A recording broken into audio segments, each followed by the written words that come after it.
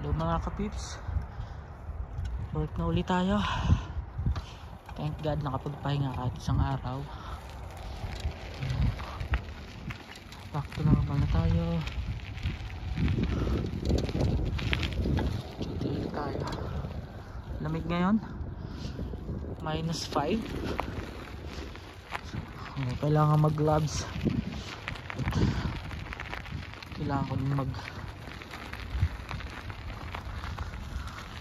magsuot ng medyo makapal kasi talagang ramdam na ramdam ko yung lamig. Although mainit, wala namang hangin, pero malamig. -4.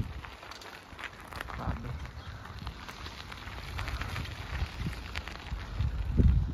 Lamig.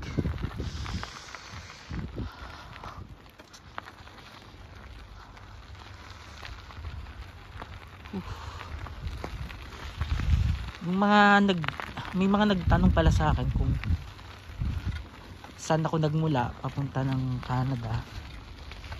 So from UAE, kasi 10 years akong nag-work doon. So from UAE, doon ako nagmula papunta ng Canada kasi mas madali doon. Bakit ko nasabing mas madali?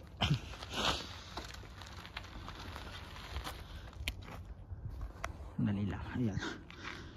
Bakit ko nasabing mas madali? Kasi sa UAE hindi ko na kailangang magpa-medical, so less expenses na yun, diba? Kasi once na mag-biometrics ka, pagdating ng biometrics mo, sunod yun is magre-request sa'yo sila ng for medical. And the good thing, kung nasa UAE ka, hindi ka na nila hihingan ng medical. Isa pa, hindi ka rin nila hihingan ng PIDOS.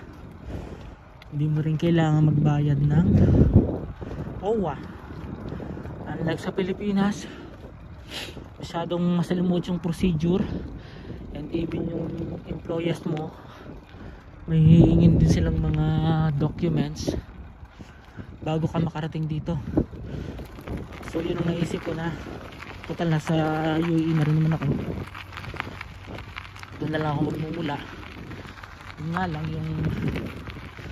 yung cons noon is siyempre ilang years na naman ako maghihintay bago makauwi ng Pilipinas, kasi nga siyempre yung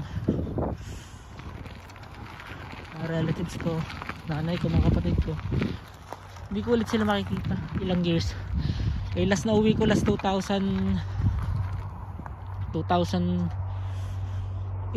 last ako umuwi, tapos ngayon 2024 na.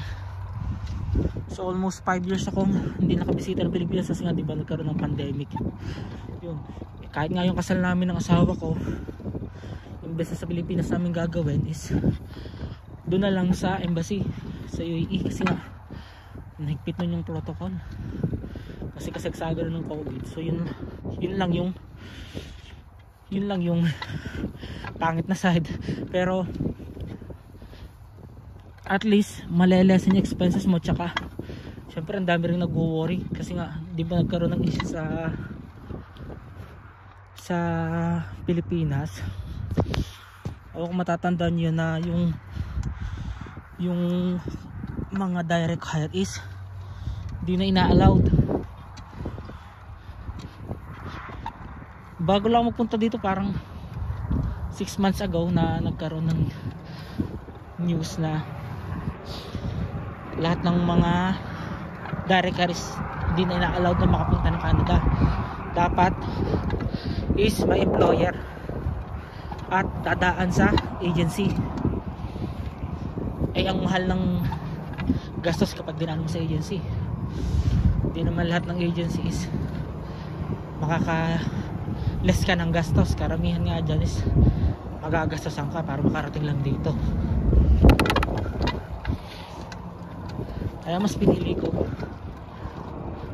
magmula na lang ako sa UAE, at mas madali, mas smooth, basta clear lang yung wala kang obligation na iwanan sa UAE, wala kang kaso, exit ka, walang madaming hiningi. And yung flight ko nun is almost 1 day ako nag flight kasi from UAE to Frankfurt, Germany yung flight ko nun.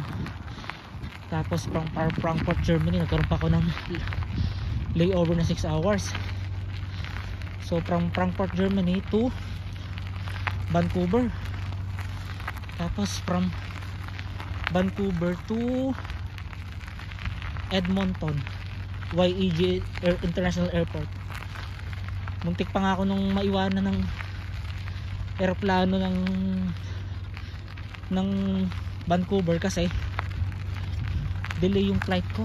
Buti na lang na delay din yung pilot, nagkaroon ng some issue regarding to sa schedule nila. Yung nag-explain naman siya, and thankfully umabot ako. Yun yung history ko. Kaya yung mga nasa Middle East na merong application papunta dito and nag-aantay na lang din kayo ng ticket nyo, I think mas mainam na hello. Oh, making I'm vlogging. Thank you. I'll open this. You can come. It's okay, bro. Kaya mas okay na kan kayo. Doon na lang kayo magmula sa UAE. Much better sa UAE magmula. Mas madali. And hindi kayo kakabahan sa mga immigration. So yun lang. Work na ulit ako. Hinihingal ako. Lamig kasi. Sige na. Bye bye na mga kapips. See you again.